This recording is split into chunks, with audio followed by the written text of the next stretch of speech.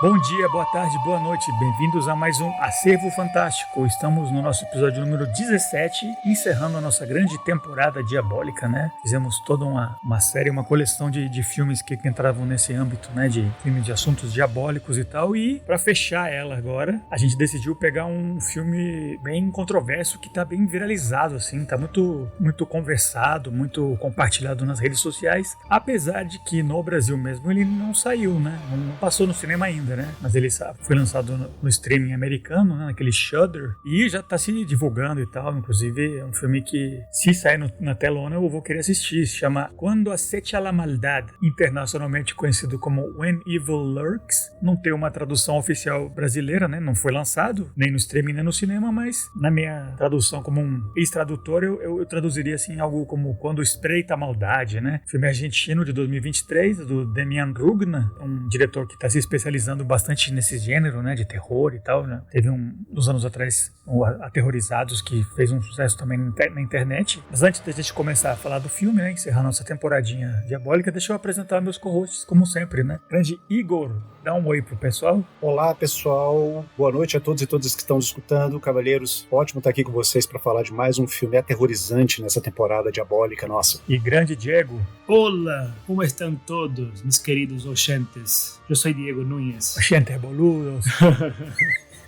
Tudo bom, pessoal? O filme é argentino, né? Eu sou feliz, contente de poder falar de um filme sul-americano. Estou muito empolgado para... Acho que nós todos estamos empolgados para falar sobre um ótimo filme de terror, excelente filme de horror aqui dos nossos irmãos. Dá um orgulho especial, que é um grande filme. Eu ia agregar para os ouvintes que o Diego morou uma época na Argentina e tal, então ele deve ter se sentido em casa, ouvindo esses palavrões, a gritaria, né? Muito bom, né? Ninguém fala o plural.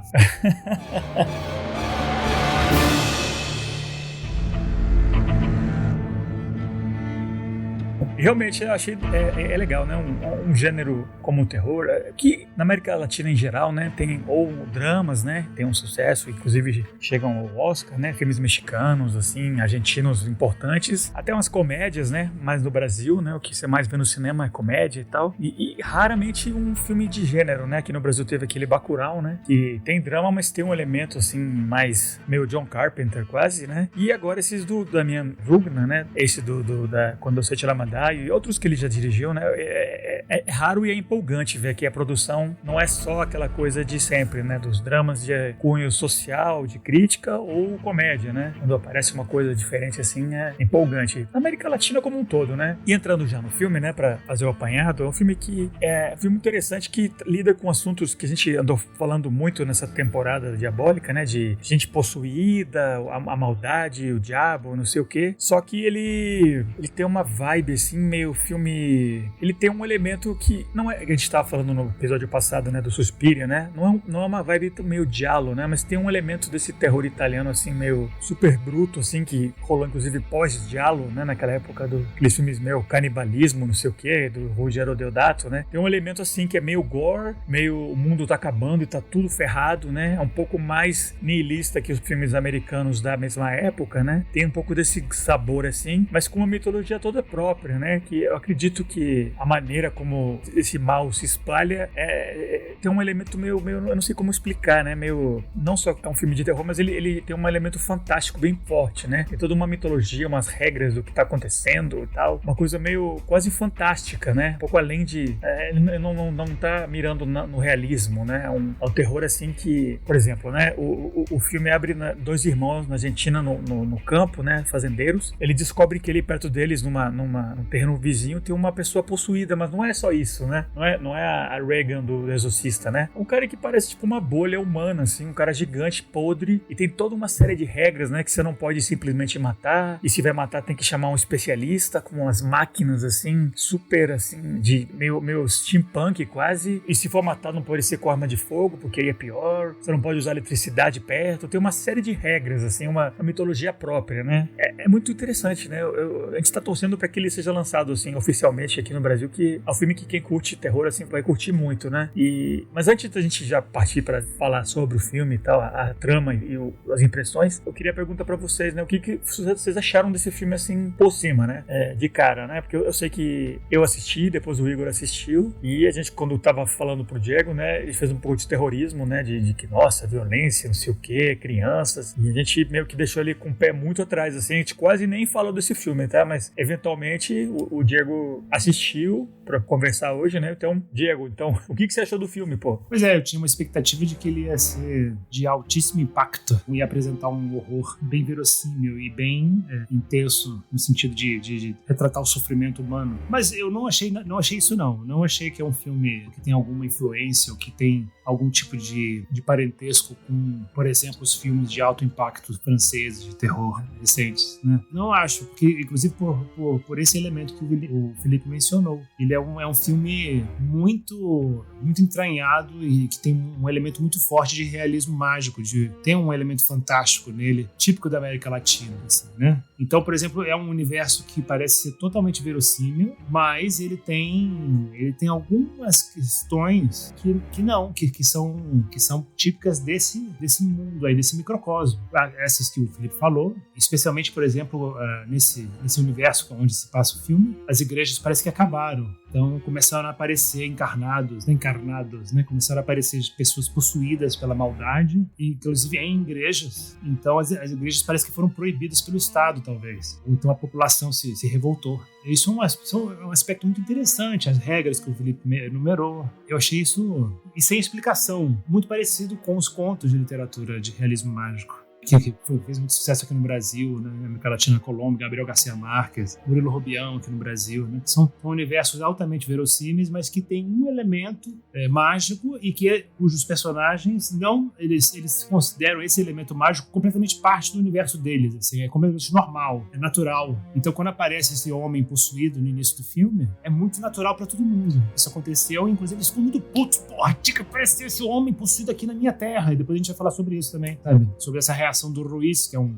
cara dono dessa propriedade vizinha, né, aos dois irmãos. Meu coronel, assim. Meu coronel, meu latifundiário, assim. E ele tem umas falas muito importantes, depois eu vou falar sobre elas. Quando eles se deparam com esse possuído, eles não ficam chocados, assim, com uma coisa impossível acontecer, e sim um azar que eles tiveram, né? Que merda, né? Logo aqui que aconteceu isso. Exatamente. A primeira morte com a qual eles se defrontam é a morte de como se fosse um exorcista, entre aspas, né? Um limpiador, né, um profissional especializado na limpeza de um ser humano que está encarnado, né? Ele que vai fazer a limpeza daquilo ali, ele que vai se livrar da faxina. A faxina, exatamente. Então eu achei um ótimo filme e por causa disso eu não fiquei tão chocado. Eu entrei no universo e eu assisti e apreciei como um excelente filme de gênero, de terror mesmo, com elementos maravilhosos sul-americanos. Muito bom. Igor, você? Bom, eu gostei muito do filme. Eu não estava esperando gostar tanto assim desse filme, né? Assim, eu sei que tá tendo um certo reboliço em torno desse filme agora, né? Ele tá na lista, né? De algumas listas, né? De melhores filmes de horror de 2023. Inclusive, eu acho que o próprio Pega Santos, né? Que é um crítico de cinema, que tem um canal no YouTube, né? Ele coloca, se não me engano, eu acho que ele coloca esse filme em primeiro ou em segundo lugar, assim, eu posso estar errado. Depois eu vejo isso e se eu estiver errado, desculpem. Mas eu vi esse filme em algumas listas, assim, sabe, de melhores filmes de horror de 2023. Acho que pra mim, talvez ele seja o melhor filme de horror de 2023. Né? Eu não assisti a todos ainda, né? Assim, agora que eu tô de férias, né? Eu tô correndo atrás do prejuízo, tô vendo aqueles filmes que eu ainda não vi, né? Mas pelo menos dos filmes que eu vi, esse é imbatível. Tô gostando muito de acompanhar o trabalho desse diretor. Esse é o segundo filme dele que eu vejo. Né? Eu assisti o filme anterior que ele fez, né? Assim, se chama Aterrados, né? Aterrorizados, que também é um filme argentino, também se passa na Argentina. Me admirou muito a capacidade dele de tirar suspense e gerar terror de situações e cenários, a princípio muito cotidianos e muito familiares pra nós. Gostei muito do fato de ser um filme latino-americano, né? Assim, sabe, como vocês já tinham mencionado, assim, sabe, não é muito comum a gente assistir filmes de gênero latino-americanos. Assim, claro, eles existem, mas eles acabam perdendo espaço, talvez, pros filmes de horror, principalmente pros filmes de horror americanos, norte-americanos e os filmes de horror também europeus, em sua maioria. E japoneses, né? E japoneses também, assim, sabe? Eu acho que já não estão mais tanto assim na moda, né? Assim, já faz um tempinho, assim, sabe, que eles saíram um pouquinho no nosso radar. Teve uma época do hype dos filmes de horror japonês, depois teve os filmes de horror coreano também. Atualmente, os filmes de horror, eles vêm de... Eu acho que ainda a gente está numa espécie de interregnum, assim, está ainda para surgir o próximo país que vai gerar os filmes de horror do momento, né, que vão causar o próximo hype. Mas mesmo assim, eu acho mais fácil você ir no cinema e assistir, sabe, uma continuação lá do Ringo, aqui no Brasil, né, do que o filme de terror brasileiro, peruano, chileno e tal, não é? Sim. Acho que até é mais comum a gente ver o filme japonês de terror, ou asiático em geral, né, do que latino-americano, né? Não é comum mesmo, né? Pois é, eu acho que o mercado ainda não descobriu, né, os filmes de horror latino-americanos, né? Eu espero que em breve descubra, né? Se a gente continuar tendo nomes como esse, né, do Damian Rugno, que eu achei um excelente diretor, né? Eu espero que surja depois, assim, mais espaço para mais filmes de outros lugares aqui da América Latina. Mas, assim, falando rapidamente sobre as minhas impressões do filme, né? Além de ter gostado muito do filme, eu não lembro... bom, assisto muitos filmes de horror, né? E, assim, eu não lembro da última vez que eu tive taquicardia quando eu estava assistindo um filme de horror, o que em si diz muita coisa, né? Pra mim isso é uma coisa muito boa, né? Assim, eu não acho isso ruim, não. Pra mim não foi uma reação ruim. Eu adorei ter isso, né? Porque já fazia muito tempo, né, que eu não me sentia assim, tão aflito, tão angustiado, vendo coisas que estavam acontecendo na tela, quanto eu me senti enquanto eu estava vendo esse filme. Então, eu acho que ele tem temas muito interessantes, temas que eu acho que falam muito a nós, né, latino-americanos, especialmente assim, nessa atual conjuntura em que a gente se encontra nos últimos tempos, e eu acho que vai ser muito interessante falar sobre esse filme com vocês, cavalheiros. É isso aí. Eu também adorei. Eu assisti o filme anterior dele, Aterrorizados, depois, né, que tava rolando, né, melhores filmes do ano, não sei o quê, eu acompanhando a mídia especializada estrangeira, né, e eu vi que aquele canal Shudder, né, que por mim eu podia me livrar, assim, de quase todos os streams que eu tenho, né, Netflix e Prime, não sei o quê, e trocar pelo Shudder, que é um streaming especializado em terror, que não só tem um acervo próprio deles, quer dizer, de filme de terror em geral, mas eles produzem filmes, né. Ultimamente eles têm feito, tipo, se você vê entre os melhores filmes de terror que estão saindo no momento, sem ser daquele A24, que também faz super filmes muito bons, direto você vai ver e o filme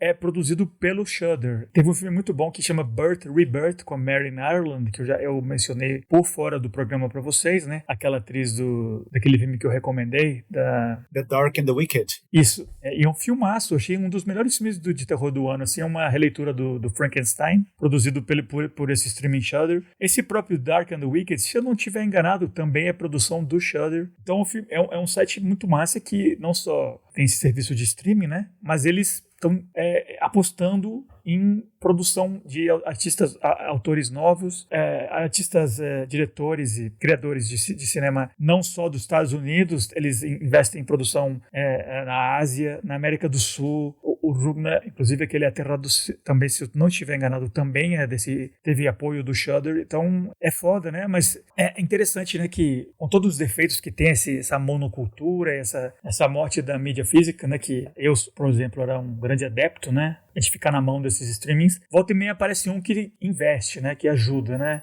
Eu sou muito grato pelos filmes que eu tenho visto que o Shudder ajudou a produzir. Eu, sem patrocínio deles nem nada, se eles abrirem no Brasil, versão brasileira, eu assinaria. Só minha opinião pessoal.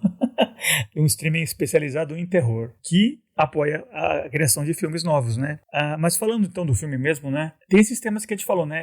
Tem temas de estar possuído e tal, mas realmente, como o Diego mencionou, é uma coisa já meio pós-igreja, né? Não é uma mitologia judaico-cristã, né? Ninguém fala muito no diabo, ninguém fala em Deus, muitíssimo menos, né? É um mundo onde parece que já tá meio que um apocalipse meio mental, meio espiritual, assim. A vida continua, mas ninguém acredita em nada, né? E tem essa coisa desse mal que se espalha assim de uma maneira meio viral, como uma doença, quase como um filme de zumbis do Romero, né? É uma coisa que você tem que lutar fisicamente com ela de um jeito muito específico, senão ele vai tomando, né? Inclusive quando eles descobrem, né, que no terreno ao lado tem uma pessoa possuída, eles dizem, a gente tem que... Tava pensando eu aqui, meu irmão, né, os protagonistas, e a gente falou, foda-se, vamos embora e largar tudo e tal. Mas aí o vizinho diz, não, isso aqui é o governo que trouxe esse cara pra cá pra desvalorizar minha terra, não sei o quê. E começa a se espalhar realmente esse mal, eles tentam fugir do mal, o mal vai seguindo eles, né?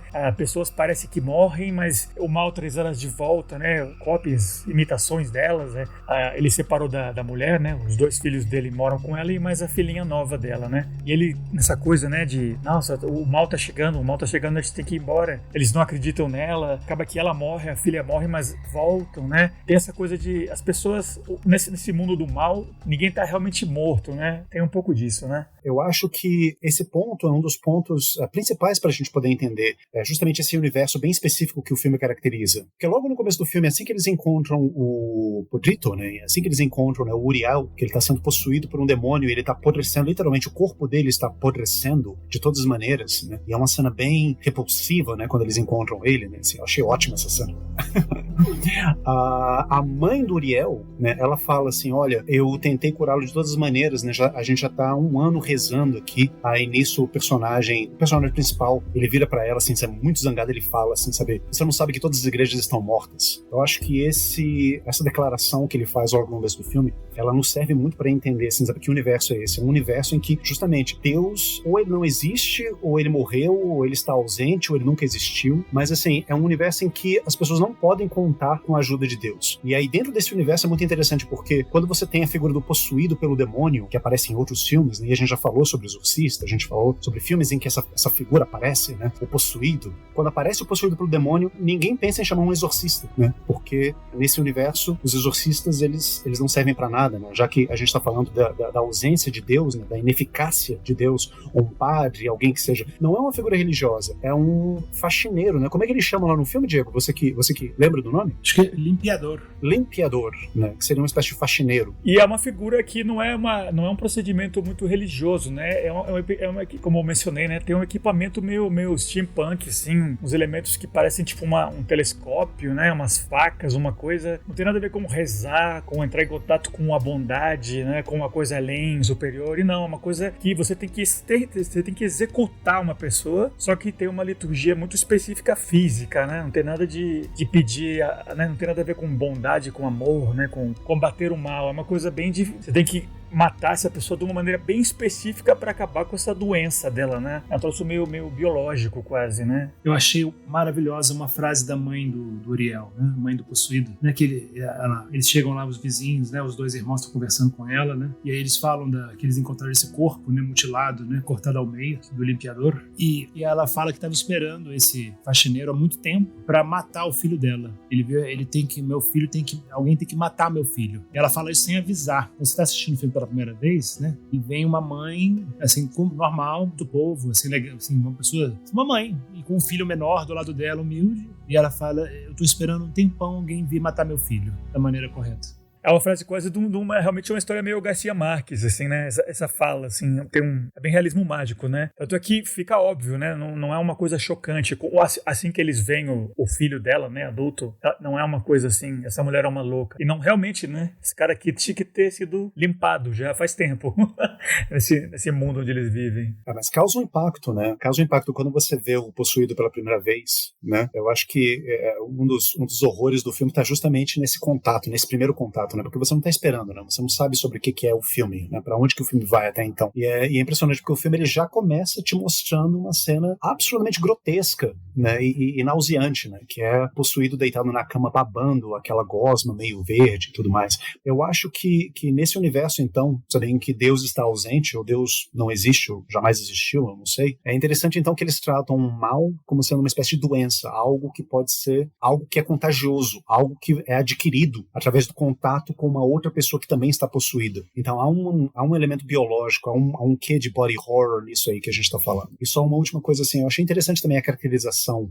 da mãe do Uriel como sendo uma mulher humilde, né, como o Diego já tinha falado, porque eu acho que isso reflete também numa outra coisa. Assim como Deus está ausente, ou seja, você não tem a quem recorrer, no caso de você se defrontar com um desses possuídos pelo demônio, isso reflete também na ausência das autoridades, né, no filme. Porque você vê que eles falam sobre isso, né? Nós entramos em contato com o prefeito, mas já tem um ano. Aí eles vão lá pra polícia e a polícia tá pouco se lixando pra eles. A polícia não tá ligando pra eles. Ou seja, essa galera pobre que mora no meio do mato, eles que se fodam, a gente não quer saber. Então há um descaso de todos os lados. Há um descaso metafísico, talvez, né? Porque Deus está ausente. Há um descaso do Estado, há um descaso da polícia, há um descaso do governo, há um descaso das autoridades locais. Ninguém quer fazer nada, ninguém quer assumir responsabilidade por esse possuído estar nessa terra, sabe? Então você vê um grupo de pessoas numa situação totalmente helpless, totalmente indefesa, totalmente... Ao Deus dará? Ao Deus dará, desculpe, né? Ao Deus dará, a expressão esquisita. Num mundo onde não tem Deus, eles estão a Deus dará. Ops, né? Não tem Deus.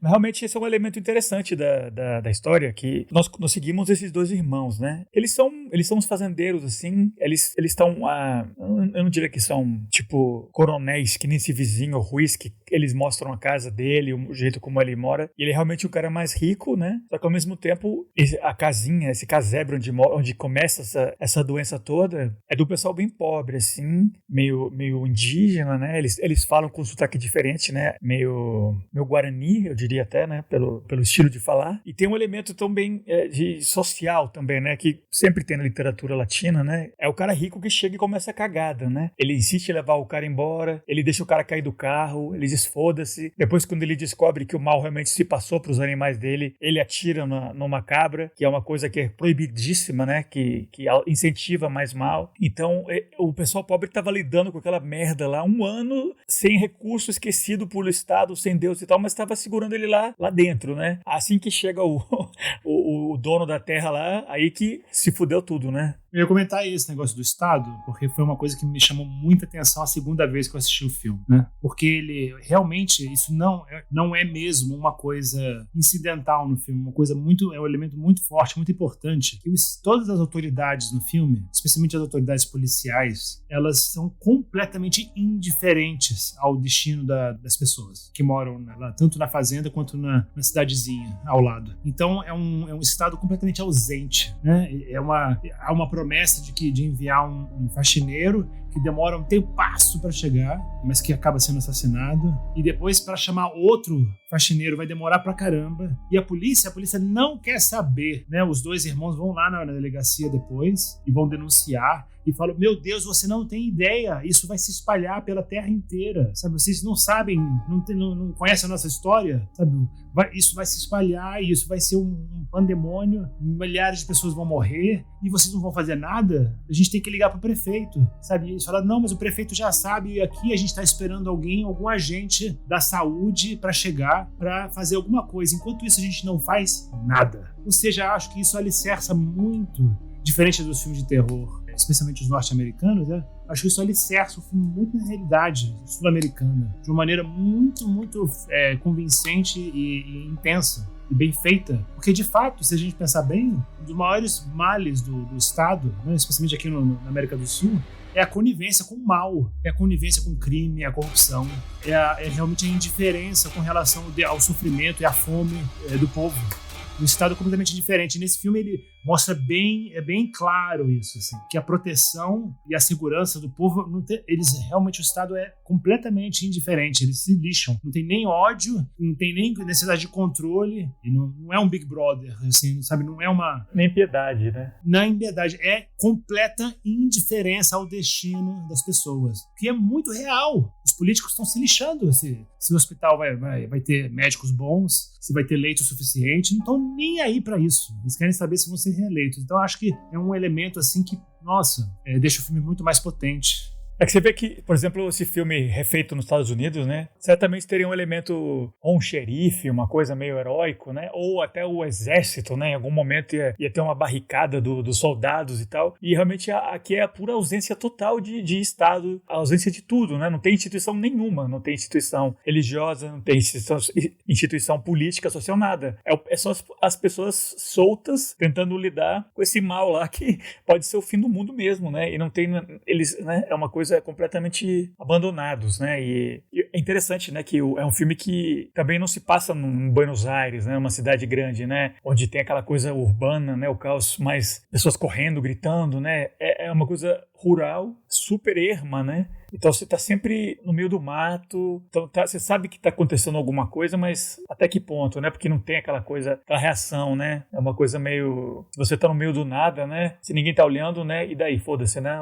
Se não tem ninguém pra ouvir, a árvore faz barulho, né? Isso, talvez até esse ponto de vista da polícia, né? Foda-se, né? E daí que tem um cara embichado lá no meio do nada, né? Deixa ele lá, ué. Aqui na cidadezinha onde a gente tá não tem nada, deixa quieto, foda-se. É como se o vírus tivesse... O vírus da maldade, né? A maldade tivesse em conspiração com o Estado. Fosse uma dupla, assim, em conjunto. E eu acho que nesse sentido também o filme ele é bem interessante, né, assim, porque além de dar esse ponto de vista assim, bem latino-americano, né, assim, tipo, a gente entende muito como é que é isso, né, você falar de descaso no Estado, realmente assim, o Diego falou muito bem, assim, o Diego não, perdão, o Felipe ele falou muito bem, né, assim, eu acho que em um outro contexto, no contexto norte-americano, né, assim, tipo, o Estado estaria lá fazendo papel de herói, né, os militares, né, a polícia, o xerife da cidade, alguma coisa assim. E aqui, não.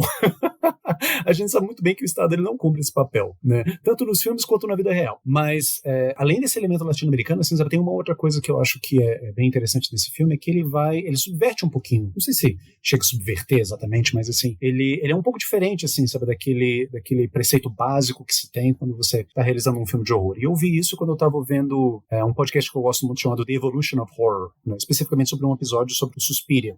Um dos participantes desse podcast, agora não lembro quem, desculpe, disse que basicamente, assim, uma das definições mais simples que você poderia dar ao horror existe a normalidade e aí chega um monstro. Isso para pensar, acho que a grande maioria dos filmes de horror, assim, eles podem cair dentro dessa frase, né? Assim, existe a vida normal, as pessoas vivendo cotidianamente e aí aparece algo monstruoso que quebra essa normalidade. E nesse filme não, assim, porque a própria realidade é um monstro. Essas pessoas vivendo nesse estado de descaso ao Deus dará, totalmente indefesas, tendo que se virar nos 30 para poder resolver uma coisa que é obviamente muito além da capacidade delas de resolver. Isso é o horror. Isso é uma coisa aterrorizante por si mesmo. Então, o fato de haver possuídos, né, o fato desses possuídos estarem possuídos por alguma alma demoníaca, isso é quase que secundário frente ao verdadeiro terror social que esse filme nos apresenta, que é justamente isso. Assim, poxa, se algo assim acontece, você não tem a quem recorrer, sabe? Não existe Deus, não tem Estado, polícia ou qualquer tipo de autoridade.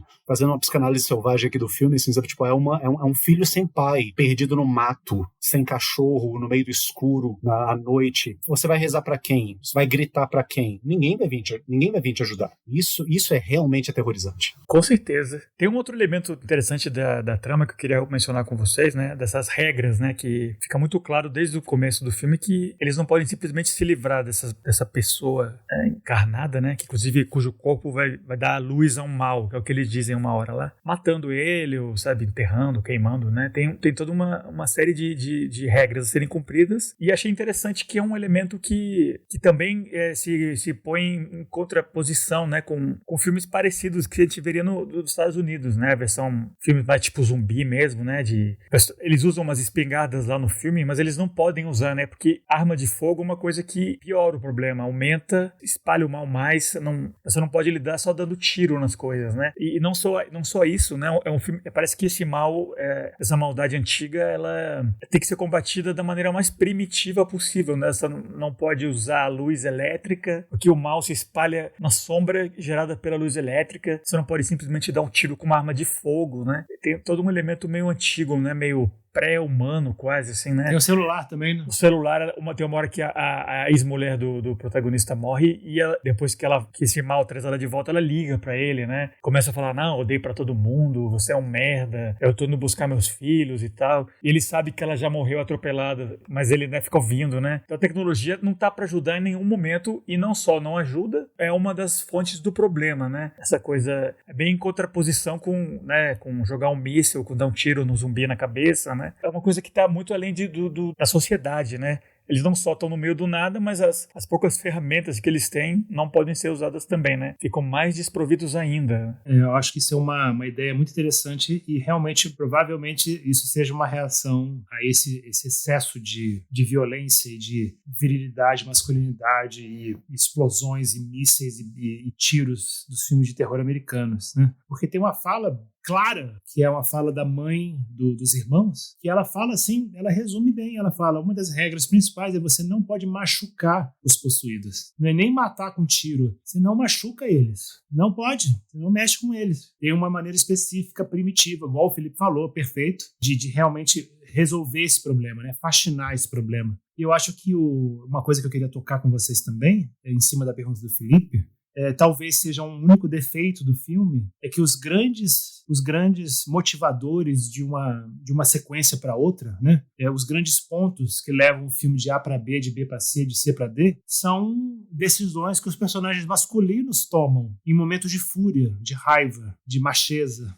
Por exemplo, quando o Ruiz resolve dar um tiro na cabra, tá muito puto da vida, né? Quando o irmão que é pai, né, de toda, né, que é o irmão principal, né? Tem o Jimmy, e qual é o nome do irmão principal? Esqueci. Pedro, que é o Ezequiel Rodrigues. O Pedro. Pedro é o barbudão principal. O Pedro é divorciado, né? O Pedro abandonou a família. Então, tem até uma medida de cautela, né? Ele não pode chegar nem perto, teoricamente, né? Tem toda uma história prévia. Exatamente. Em vez de ele ir embora, ele vai lá tentar salvar a família dele e leva a maldade lá para aquela cidade. Ele atende o telefone e no final é ele que possibilita todo o nascimento do mal, sabe? Ele faz, então, ou seja, os personagens masculinos, eles tomam todas as decisões que as regras falam não faça, e eles fazem. Eles dão tiro. Mas eu não acho isso um defeito do filme. Você acha isso um defeito do filme? Eu acho que isso é de propósito, né? Eu acho que isso é o que dá a real dimensão da tragédia dos personagens, né? Assim, especificamente do protagonista, né? Esses do Pedro. São dois protagonistas, né? Os irmãos, mas eu acho que o Pedro, ele é mais protagonista, talvez, que o irmão dele. O irmão dele é quase como um acompanhante dele, alguma coisa assim, um sidekick dele. Mas eu acho que isso é realmente a grande tragédia do filme, assim. O Pedro é levado por uma espécie de hubris, né? Na tentativa de defender ou salvar a família dele, ou melhor, parte da família dele, né? Porque ele só tá interessado em salvar a vida dos filhos dele, da mãe dele e do irmão dele, só. Então, assim, ele toma uma série de decisões desastrosas no intuito de fugir desse mal, e ele acaba trazendo o mal para as outras pessoas, né? Ao querer se afastar do mal, ele traz o mal para mais perto dele, e isso acaba resultando na destruição da família dele e das pessoas que ele ama. Então, assim, ele é um personagem trágico, né? Pra mim, assim, eu acho que a cena no final do filme, que é justamente ele ajoelhando, né, na frente daquele campo e gritando, sabe? É uma cena que assim, me despertou uma certa simpatia por ele, porque, assim, até então ele é um dos anti-heróis mais chatos do cinema latino-americano, assim, sabe? Porque ele, além de tomar várias decisões erradas, né, ele não é uma boa pessoa, né? He's a bad character, né? Que vai fazendo uma burrada atrás da outra, né? E depois a gente pode até falar por que ele tá fazendo isso, o que tá levando ele a fazer isso, além da hubris dele. Mas ele tem essa boa intenção de, pelo menos assim, sabe, querer salvar a vida dos filhos dele. E tudo que ele faz vai pelo ralo. E no final, quando ele se dá conta do que ele fez, né, quando eu acho que as consequências das ações dele finalmente acabam chegando nele, né, assim, sabe, naquela cena horrorosa, né, do filho vomitando o cabelo da própria avó, depois a gente pode falar mais sobre isso, assim, horrorosa de boa, né, que eu tô falando. É horrível. Quando ele se ajoelha no chão e começa a gritar, aí você realmente tem uma noção, assim, sabe, putz, coitado desse cara, mas que desgraçado ele é, né, assim, sabe, ele quis fazer o bem e acabou só espalhando o mal, assim, sabe, pra todos ao redor dele, assim, sabe, que trágico e patético é esse cara. Isso desperta uma certa simpatia, pelo menos assim, sabe, no espectador, eu imagino. Ele, inclusive, eu queria só mencionar isso, né? Que ele, quando o Mal nasce, né? Que é aquele menino, né? Magrinho, nu, que depois que ele depois de saber todas as regras e depois de tudo que acontece, ele não se vê outra saída, ele não tem outra possibilidade de ação a não ser explodir a cabeça lá com o machado, explodir a cabeça do possuído original, né? Do Uriel. Finalmente libertando, finalmente possibilitando, que era para realmente limpar de verdade, né? Propriamente aquele homem, né, possuído, ele vai lá e espanca, né, e amassa a cabeça do Uriel, né, do primeiro possuído, e aí finalmente possibilita o nascimento do mal, né, que é aquele menino que surge, né, pelado. E esse menino, ele deixa uma marca, né, de 4 dedos na testa dele, né, como se fosse a marca da maldade, assim. Ou seja, muito obrigado, ele agradece, assim. Você foi o nosso gatilho, você possibilitou o nosso nascimento aqui. Você é o nosso herói. E você vê que não sai, né? Assim, logo após essa cena, né? Ele tá tomando banho e ele passa a mão na testa e as marcas continuam lá. As marcas dos dedos, né? Continuam na testa dele. A marca de Caim dele ficou lá pra sempre. A marca de Caim, exatamente. Eu lembrei disso. Eu queria mencionar que é um filme que tem muito gore, muita violência, né? Tem uma hora que a ex-mulher dele, que morreu já, ela rouba o filhinho dele. Aí você vê ela, tipo, comendo o cérebro dele, assim. Mas quando me perguntaram, nossa, esse filme, não sei o que, eu falei, realmente, um filme super pesado. Eu nunca me referia a que é um filme muito violento, muito, sabe, torture porn, muito, tipo, mártires, né? Você não tá ali seguindo o sofrimento, aquela coisa física da dor. Eu achei um filme super pesado nesse sentido, né? Que é um filme super pra baixo, assim. É um filme onde não tem esperança e tudo que o cara faz, tudo que o Pedro faz, o Jimmy faz, tudo que eles fazem piora a situação deles, né? É um filme meio nihilístico. Nesse sentido, é é um filme super pesado nesse sentido, eu digo, né? É um filme que realmente, como a gente mencionou, né? Talvez a versão um pouco mais comercial, americana, né? Sei lá, com Ben Affleck, sei lá, e o Casey Affleck nos mesmos papéis, teria um elemento de esperança, né? Uma coisa, sabe, vamos bola pra frente, a gente consegue, e o esforço deles, talvez eles morrem, mas, sabe, os filhos vivem, né? Tem um elemento meio otimista por lá no fundo, né? Que esse filme não tem, né? É um filme muito pesado nesse sentido, né? Eles estão fudidos no primeiro quadro do filme até o finalzinho. Tudo que eles fizeram só piorou a vida deles, né? É nesse sentido que eu digo que é um filme pesado pra baixo, assim. Não quer dizer que é um filme deprimente de assistir, é um filme que eu achei super, né? Muito bom, né? Instigante, mas realmente é sem esperança, né? E tudo dá errado. Por isso que quando o Diego mencionou que todas as ações do protagonista, do Pedro, e de todas as coisas erradas são porque um cara decide, assim, na raiva, no momento, eu acho que isso é parte do que eu achei legal do filme, né? Um filme com essa perspectiva mais nihilista um pouco, né? Porque você pode interpretar assim, né? Você pode ter uma interpretação que eu acho errada. Você pode pensar assim, sabe? O homem comum, sem a assistência do Estado, sem a assistência da religião, completamente isolado e abandonado, ele não sabe o que fazer. Ele vai, ele mesmo, acarretar o próprio mal e a própria destruição. Eu não interpreto assim, mas eu acho que o filme, ele deixa meio... Ele deixa entender, deixa meio subentendido, é meio polêmico, eu vou falar, né? Vocês podem discordar, claro, né? Mas deixa subentendido que as decisões erradas, elas são tomadas em momentos muito emocionais, de muita raiva, de muita virilidade, de muita necessidade de resolver aquela situação de uma vez por todas, com afobação, com ansiedade, tipicamente, eu acho meio masculinas. Eu acho que as personagens femininas no filme, a mãe, no início do filme, a mãe do Uriel, a mãe dos dois irmãos, aquela moça, a Mirta, né, que é ex-amante do Jimmy, né, que é a mulher que conhece mais sobre os encarnados, né? É ela que conhece todas as regras, né? E é ela que no final do filme fala tudo. Pedro, não faça isso. Pedro, não, por favor, não acredita nessas crianças, sabe? Uhum. E ela tem a grande fala do filme, né? Melhor fala do filme. Ela diz, né, que as crianças, o mal gosta de crianças e as crianças gostam da maldade, uma coisa assim, sabe? As crianças gostam também. Perfeito, isso. Eu sou professor de crianças, concordo. É isso mesmo. Criança é um negócio nefasto, diabólico. É isso mesmo. Desde Pepe de Rosemary, a gente está vendo que criança é coisa do demônio. Quem quer ter criança? Desculpe, Diego. Sei que você é pai. Mas é isso aí. Então, e as mulheres no filme, elas estão sempre falando, espera, calma, para, pense nas regras, pense no que você está fazendo, tome decisões assim, tranquilas, assim, eu sei que é terrível, é difícil, seu filho vai morrer, mas você não pode ir lá, porque se você for lá, vai ser muito pior. Então as mulheres, elas têm um meio que tradicionalmente, o papel invertido, né? Elas são as mulheres, são os personagens mais racionais, mais com o pé no chão, sabe? Menos emocionais, menos emotivos, menos levados pela raiva, pela ira, pela loucura. E os homens estão lá completamente enlouquecidos, querendo resolver, querendo achar uma solução prática e querendo ser super-heróis e querendo resolver na marra e na força e se fodem. Eu acho que tem uma crítica aí, não tem não? Uhum. Eu acho que se você acha que as mulheres são racionais assim, eu recomendo você ler Medeia, né? Pra você ver que... Brincadeiras à parte, assim, sabe? Tipo, eu acho que talvez tenha uma crítica aí, né?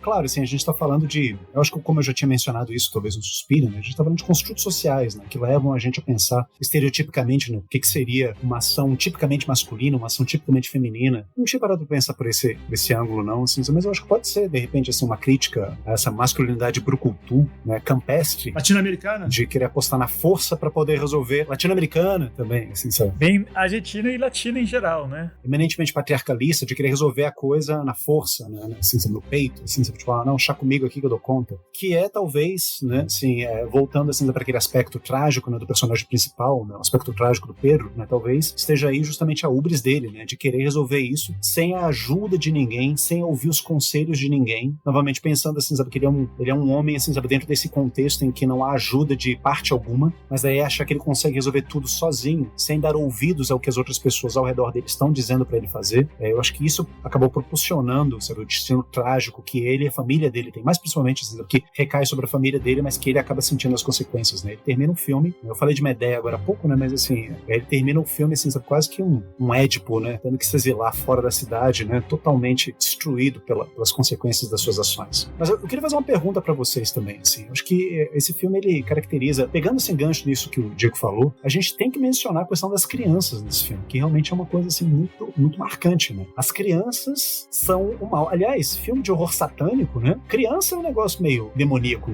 A gente viu no Exorcista, né? A gente viu isso na Profecia, a gente viu isso nas incontáveis imitações que esses filmes geraram também. Na opinião de vocês, qual que é essa relação, assim? Por que o mal, afinal de contas, se sente tão atraído pelas crianças e as crianças se sentem atraídas pelo mal? O que vocês acham disso? Eu acho que é porque as crianças, elas são atraídas pela sinceridade e pela consistência, pela clareza dos fatos. Né? Por exemplo, eu mostro para o meu filho de 6 anos, né, um desenho que eu acho lindo. Olha que desenho maravilhoso, lindo, mas tem uma manchinha ali no canto. Né? Ele vai falar: é lindo, pai, mas não é perfeito. Olha aí, ó, tem essa mancha. O que é essa mancha aqui? Então a criança é sempre sincera. Ela sempre vai apontar a diferença, ele sempre vai apontar a falha. Vai ter algum problema aí. Ela nunca entra, a criança odeia contradições, ela não consegue conciliar contradições, ela vai sempre apontar. Então, por exemplo, se a criança, eu acho que a sedução que o mal produz sobre as crianças é porque o mal, ele não vai mentir para a criança, ela vai falar a verdade.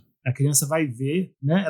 O mal vai dizer para ela: olha, isso aqui vai acontecer isso, e realmente acontece. Porque a gente, o adulto, os pais, a gente tem uma tendência a proteger as crianças, a maquiar a verdade, falar com as crianças por meio de eufemismos, né? E a maldade não faz isso, ela fala nua e crua o que acontece, o fato real que está acontecendo ali. E eu acho que o efeito de choque, as crianças serem o principal aliado da maldade, eu acho que isso sempre vai ter um efeito de choque, sempre vai ter, assim, porque a pureza da criança, né, e a dita inocência, ela também pode ser usada para o mal, e não só para o bem, né? Inocência em si não é uma coisa do bem só, né? A inocência e a pureza pode ser uma pureza satânica, maléfica. É como se fosse uma tábula rasa, né? A criança, né? E num mundo como esse do filme, por exemplo, onde todas as instituições falharam, né? Realmente não... O mal é simples de entender. É simples e a bondade é mais complicada, exige sacrifício, exige mais trabalho, né? Já a maldade é mais, né, instantânea, né? O mal é mais divertido, é isso que você está falando, no final dos contos. Assim, tipo, essa história de ser correto, de fazer tudo certinho, né, de ser virtuoso, de se comportar bem, isso dá muito trabalho, caralho. Né?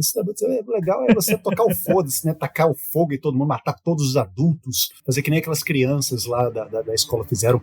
Aliás, eu acho que essa é uma das cenas assim, mais impressionantes, né, nesse filme. Assim, num filme repleto de cenas impressionantes, assim, cenas violentas também muito impressionantes. Eu acho que aquela cena da escola rural, quando eles, assim, quando eu falo eles, né, tô falando especificamente dos personagens Pedro e a Mirta, né, eles estão dentro daquela caminhonete, eles estão tentando encontrar o Uriel, que é o primeiro possuído, e eles acabam chegando naquela escola rural, e eles encontram aquela visão da sala de aula toda escura, com as crianças lá sentadinhas, sem nenhum adulto. Os adultos todos foram mortos. Depois eles descobrem que tem um palquinho na escola, né, uma espécie de anfiteatro ou alguma coisa assim, onde todos os adultos eles foram colocados lá. E aí também há a sugestão de que aquelas crianças comeram os adultos. Aliás, isso é uma outra coisa que a gente poderia falar. Há um elemento de canibalismo muito forte em praticamente quase todas as crianças que aparecem, né, no filme. Porque uma delas, quando ela abre a boca, sai sangue pela boca, e aí a Mirta, ela fica com nojo daquilo, ela sai pra fora, ela sai fora da sala de aula pra vomitar, e depois ela fala pro Pedro assim, sabe, você não sentiu o hálito daquela criança? Meio que sugerindo assim, você não percebeu que aquelas crianças lá dentro comeram os adultos? Porque é isso que os possuídos fazem, né? Eles canibalizam as pessoas mais próximas, especialmente se elas são da mesma família. Inclusive a ex-mulher do Pedro faz isso com o filho dela, o outro filho mais velho, o Jair, ele também faz isso com a avó dele, e aquele o filho da vizinha, onde estava o irmão do Uriel, né? No final do filme a gente descobre que a primeira pessoa que aparece morta no filme, que é a metade do corpo lá do exorcista, que tinha sido chamada chamado, foi o irmão mais jovem do Uriel que matou, que uma voz na cabeça falou pra ele, eu dei de comer pros porcos e eu comi também. Tem um elemento nitidamente associado, né? Sim. Tem aquela história que a Mirta conta, né? Porque a Mirta, ela conta a história do primeiro possuído de Buenos Aires, que foi uma pessoa que apareceu na igreja dela, numa época que ela tinha uma igreja com o ex-marido dela. Ele apareceu lá e ele vomitou em cima das pessoas, e eles viram que no vômito dele tinha os restos dos parentes que ele havia comido no dia anterior. Então, assim, também tem isso. Então, essa é uma característica muito importante, assim, sabe, ser notada. Os possuídos, eles comem as pessoas próximas a eles. Então, essa visão dessas crianças, né, no escuro, né, após terem canibalizado todos os adultos da escola, né, esperando, né, o mal nascer, e o mal é uma outra criança igual a elas, o mal que vai nascer do corpo do Podrito, né, do Uriel. Isso é uma visão interessantíssima e aterradora do apocalipse, né, do fim do mundo. Né? Assim, o fim do mundo não é uma hecatombe nuclear, não é um vírus terrível.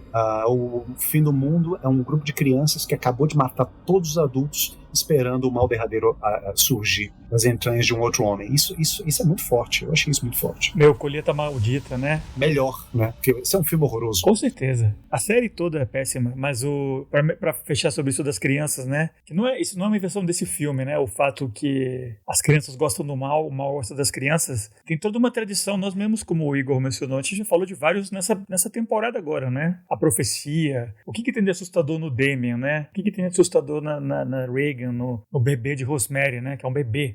Eu acho que realmente falando assim, num mais macro, né? Que é esse potencial, né? Que a criança tem, que uma coisa é você lidar com um adulto, né? Que ele já é o que ele vai ser. Ou é um criminoso, ou é uma boa pessoa, uma má pessoa e tal. Mas a criança tá nesse limiar, assim, né? Tá nessa faca, assim, de pode ir pra um lado, pode ir pro outro. Você não sabe ainda, né? Então tem um perigo ali, né, do futuro. E eu acho que isso que é explorado nesse filme, e em todos esses que lidam com crianças malvadas, né? Que pra que lado vai pender essa pessoa, né? Que você não... sobre a qual você, como adulto, tem uma certa responsabilidade, né? É uma coisa bem perigosa, né? Assustadora. Você pode ser a mãe do Hitler ou não, né? Esse potencial da paternidade, da maternidade, tem uma coisa assustadora ali por trás, né? Que você é responsável de para onde essa criança vai, né? Se você chegar e tem uma criança que é, né, o diabo, o filho do diabo, ou só trabalhando para trazer o mal ao mundo, né? É tipo, caralho, a falha total do adulto, né? Da instituição, da normalidade, né? Sobre o que o Igor disse sobre a cena final do Pedro, né? Ajoelhado, gritando, como personagem tipicamente trágico. Quando ele se percebe, edipiano, né? Quando ele percebe que ele foi o agente do próprio caos, da própria destruição, e grita. Me lembrou muito, como curiosidade, né? Me lembrou muito o Al Pacino no Poderoso Chefão 3. É uma cena muito parecida, né? Quando ele encontra a filha dele assassinada, né? E aí ele ajoelha e começa a gritar, e é a mesma sensação, né? De que ele trouxe ele mesmo é o responsável, né? Mesmo não ter sido aquele que deu o tiro, né? Mas ele é responsável, né? Por ser o chefão da máfia de ter trazido o assassinato, né? A morte da filha, né? Aquela coisa que ele mais queria evitar. Sabe, o filme inteiro ele quer proteger a família dele, e ele é o agente causador da morte da própria filha. Talvez tenha sido uma referência aí. Da trilogia toda, inclusive, né, do Poderoso Chefão, é assim como o Pedro nesse filme, né, você acompanha um cara gerando o próprio fim dele, né, toda a decisão dele é pra fuder um pouco mais, por mais que ele pense que tá fazendo pela família, que tá fazendo pra ajudar os irmãos e tal, tudo que ele faz é gerar a própria destruição dos Corleones, né, e dele, né, da filha dele. Último comentário sobre essa temporada, né, que a gente está encerrando hoje com esse filme, né, que a gente andou discutindo, né, o mal, as representações do mal no cinema, né, o diabo, né, Lúcifer, né, e todos os seus acólitos infernais, né, pensando um pouquinho assim, por que o mal vende tanto, por que o mal leva tanta gente a fazer filmes, né, escrever livros, né, de horror ou não, o que está por trás dessa angústia que a gente sente em relação ao mal? Parece que o mal tem sempre esse elemento de proximidade, né, assim, porque o mal, assim como o título desse filme sugere, né, assim, o mal parece que ele está sempre nos espreitando, ele está sempre mais perto do que a gente gostaria que ele estivesse. O mal, ele está sempre nos nossos vizinhos, ou nos nossos amigos, ou na nossa filha, no nosso filho, ele está dentro da nossa casa, o mal, ele está dentro dos nossos cômodos, né? O mal, ele está em nós mesmos, né? Se a gente for parar para pensar no próprio Angel Heart, no fim do protagonista, né? Então, assim, o mal, ele está sempre muito próximo, né? E esse temor, essa angústia, né? Esse desespero, esse horror que a gente sente com essa possibilidade, né? De ser tocado pelo mal, mal, ele é equivalente talvez assim àquele horror que ele é experimentado pelos condenados ao inferno, né? Naquela visão do Dante, né? da Divina Comédia, né? Em que ele explica assim, sabe, que o verdadeiro horror daquelas pessoas que estão no inferno é o horror de saber que elas estão total e irremediavelmente distantes de qualquer tipo de perdão divino, né? Estão longe do abraço de Deus, né? Elas estão irredimíveis. Então acho que o mal nos angustia, talvez um pouco por conta desse medo, né, de que você pode se tornar também, ou então alguém muito próximo a você pode se tornar também irredimível, né, e distante de qualquer perdão, e distante de qualquer graça, e distante de qualquer centelha divina, e isso de fato isso é o horror. Então, pessoal, com essa grande fala do nosso amigo Igor, né, a gente encerra nosso episódio de Quando Aceite a Maldade e a nossa temporada diabólica, né? Esperamos que vocês tenham curtido, né? Foi muito divertido. Antes de anunciar o próximo episódio, a próxima temporada, deixa só eu perguntar para os meus co-hosts aqui as famosas dicas, né? Recomendações para os ouvintes que curtiram esse filme ou que têm interesse nesse filme sem ter assistido, né? Eu vou começar eu hoje, se vocês não se incomodarem, né? Com a recomendação do episódio, que vai ser um diretor uruguaio, não é argentino, é o Fede Álvares, que dirigiu remake / continuação do A Morte do Demônio, né, Evil Dead, de 2013, que eu achei muito legal. É um filme americano, claro, produção do Sam Raimi, né? É uma recontagem da história, né, do primeiro filme dos anos 80. Só que eu achei que tem um pouco dessa coisa desse mal, assim, essa vibe de uma coisa que você não consegue lidar com ela, e tudo que eles fazem para tentar conter aquele mal, que é quase uma doença, assim, contagiosa, dá errado, né? E também tem um gore muito bom, efeitos especiais, assim. É um filme que eu assisti no cinema, coisa que eu queria ter feito com esse filme de hoje, né? Inclusive, novamente, se ele estrear eu vou assistir, porque eu acho que é legal não só prestigiar um filme latino-americano de terror, mas é um filme, assim, bem chocante, assim, deve ser legal ver com uma audiência junto com o público, né? E esse do A Morte do Demônio, o pessoal gritava e tal, é bem legal. Evil Dead de 2013, que por coincidência é um diretor também, se não conterrâneo, mas é um vizinho, né? O Fede Álvares do Uruguai, filme de 2013, Evil Dead. Diegão, qual é a sua dica? Eu gostei muito também do Evil Dead 2013, né, que você falou, me surpreendeu. E de fato, né, eu acho que esse filme que a gente falou hoje, né, Quando Aceite a Maldade, certamente recebeu influências do Evil Dead. Uma outra pegada, uma pegada bem sul-americana, mas eu acho que o Evil Dead é um dos pais aí desse filme, sem dúvida. Mas a minha recomendação é Aterrados, também do filme anterior, do Damian Rugna, né? Ótimo filme de terror. Eu assisti na época, ele fez certo sucesso no circuito alternativo, né?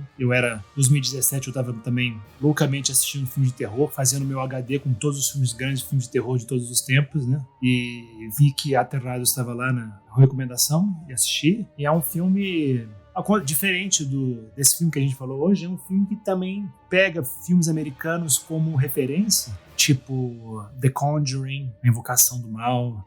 Ele é um filme mais sobrenatural, mais de Casa Mal Assombrada, né? É um filme mais de encosto. Mais Ele lembra um pouco aqueles filmes japoneses, né? Tipo aquele The Ring, Isso. Aquela coisa da assombração bem urbana, né? Exatamente, né? Então é uma outra pegada, mas também tem a voz do autor, também tem a cultura latino-americana no filme, né? O filme se passa numa vizinhança de Buenos Aires. Recomendo muitíssimo. Não é tão bom quanto esse, mas é bom pra gente ver a evolução do diretor, né? Do artista. Certamente um artista, né? O Damian Rugna. Também esse é um bom filme mesmo, e ele tem um elemento meio antologia, né? Tem várias casas que cada uma tem uma assombraçãozinha diferente, então é como se você estivesse assistindo quase 3 filmes juntos, assim, né? É bem legal. Eu tô bem curioso pra saber o que esse cara vai fazer, né? Ele tá tendo tanto sucesso nacionalmente quanto fora, né? É um diretor pra ficar acompanhando a carreira dele, né? O Damian Rugna. Igor, qual é a sua dica pros ouvintes? Bom, gente, antes eu tenho que dizer que eu amo esses filmes que vocês falaram. Eu amo o Evil Dead de 2013, né? Assim, engraçado, normalmente eu não gosto de remakes, nem de reboots, nem de continuações, mas esse filme pegou de surpresa. Eu gostei pra caramba dele. Eu achei muito bom esse remake. E, o Aterrados, cara, eu amo. Eu não saberia dizer se o Aterrados é melhor que o When Evil Lurks, né? Porque os dois são muito bons. Mas eu acho que é um filmão também, assim. Acho que são excelentes recomendações essas filmes. Bom, pensando aqui nesse tema do horror satânico, mas que se dá por meio de contágio, né? Um filme que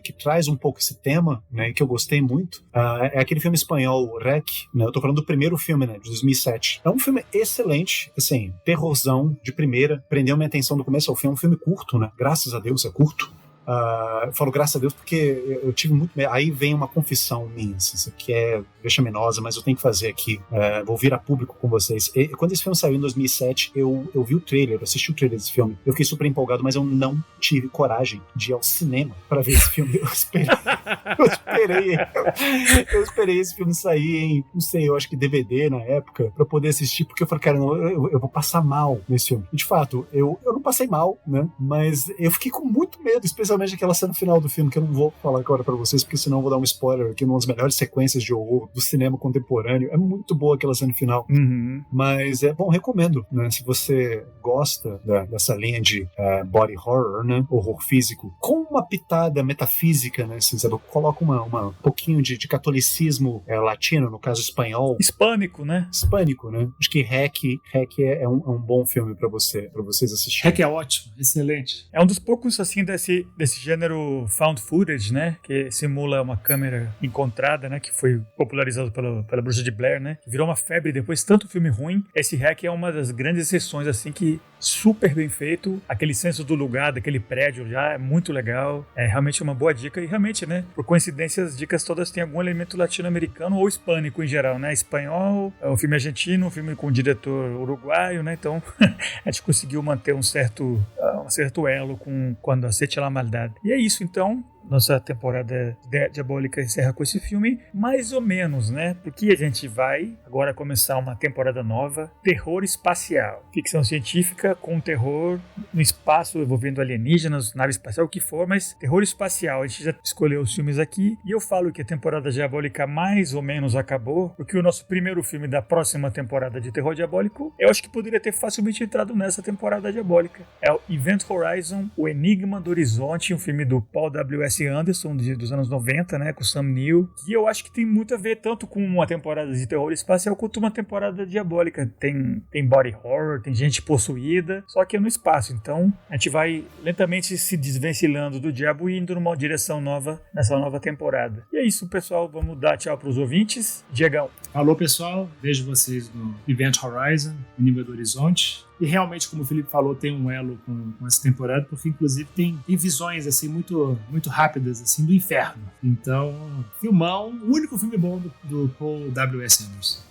Tem dois Paul Anderson em Hollywood, um faz filme só bom, um faz filme só ruim. Só que esse realmente é a grande exceção. Eu adoro esse filme. Igor, dá tchau para os nossos ouvintes. Até mais, gente. Obrigado pela paciência de terem escutado a gente mais uma vez. Ansioso para falar com vocês sobre o próximo filme, né? Vamos ver se realmente faz alguma diferença, né? Você ser possuído pelo demônio aqui nesse planeta ou você ser possuído pelo demônio em gravidade zero, né? A gente vai descobrir isso na nossa próxima conversa. É isso aí, pessoal. Valeu demais e esperamos você daqui a 2 semanas. Falou!